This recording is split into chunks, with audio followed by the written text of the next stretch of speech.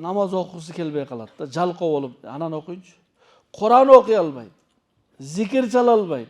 Munafıkçılıkты, ekijüzdүүлүктү ушундай өстүрөт. Кандай Аллах Таала жамгыр жаадыргандан кийин жерден өсүмдүктөрдү өстүргөндөй дейт. Ошондон бул жерде фатва айткан жокмун. Al-ghina'u yunbitun nifaqa fil qalbi kama yunbitul ma'u zar'a. Ravahul Bayhaqi. Gina bul жерде muzika. Кайсыл түрү болсун. Музыкалдык инструмент менен музыка, ыр. Ошону уккан кээ бир адамдар анысыз уктай албайт. Пайгамбарыбыз саллаллаху алейхи ва саллям айтты: музыка уккан жүрөккө мунапыкчылыкты, экижүздүүлүктү ушундай өстүрөт. Кандай Аллах Таала жамгыр жаадыргандан кийин жерден өсүмдүктөрдү өстүргөндөй дейт. Түшүндүрмөсү кандай? Музыка уккан адам намаз окуусу келбей калат да, жалкоо болуп, анан окуйнчу. Kur'an окуй албайт, зикир чала албайт. Кошунасынын үйүндө кызмат болсо барып кылайын десе кыла албайт. Себеби мунапыктык. Мунапык деген өзү чыныгы настоящий мунапык, сырты мусулман, ичи капыр да. Сырты чөткү мусулман, 5 вакыт намаз. Ичи 100% капыр. Ушуну мунапык дейт. Бирок музыка уккан адам андай болуп калбайт, капыр болуп калбайт. Ошондой сыфаттар келет да, калп айтат. Сөз берип аткарбайт. Сүйлөсө калп айтат. Бир аманат берсең жеп коет. Ушул сыфат келет качан? Музыка уккандан. Анан музыка укпайлыбы? Бирөө мажбурлап жатабы сени музыка ук деп. Kur'an ук, азан ук. Азыр мусулмандарды алдаш үчүн мусулманча музыка чыгарган. Я Расулаллах, биякта музыка.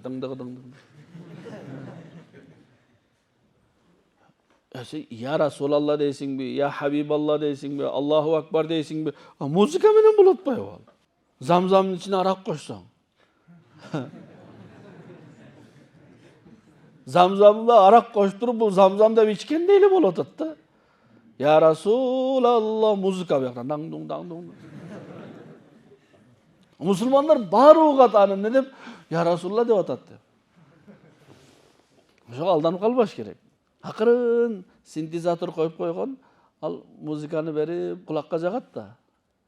Сен ал Я Расулалла деген ырды угуп атканда, сен Я Расулаллага көңүл бурган жоксуң, сен нар жагындагы ноталарга көңүл буруп атасың да.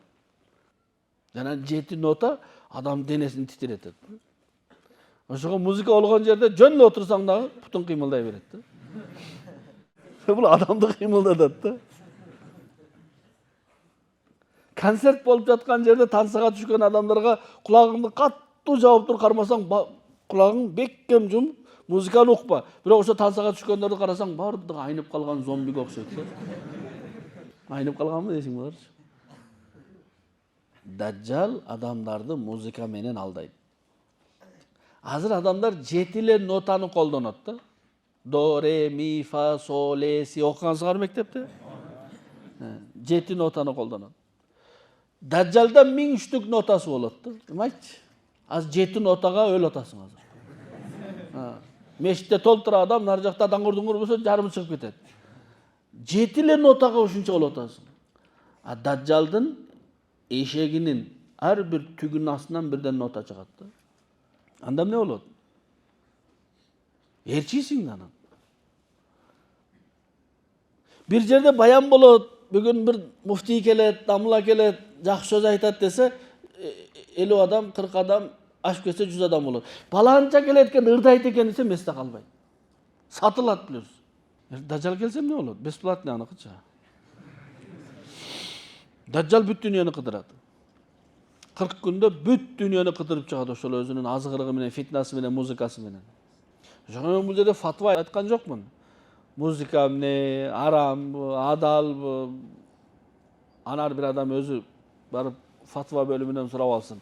Хадисте айтып жатам, музыка уккан жүрөккө ибадатка болгон кызыгууну кетирет да. Намазга болгон кызыгууну кетирет. Жакшылык кылууга болгон кызыгууну кетирет да жүрөктөн. Сен каалабайсың, бирок ал болот, пайда болот. Sebebi Peygamberimiz sallallahu aleyhi ve sellem'in sözü hak.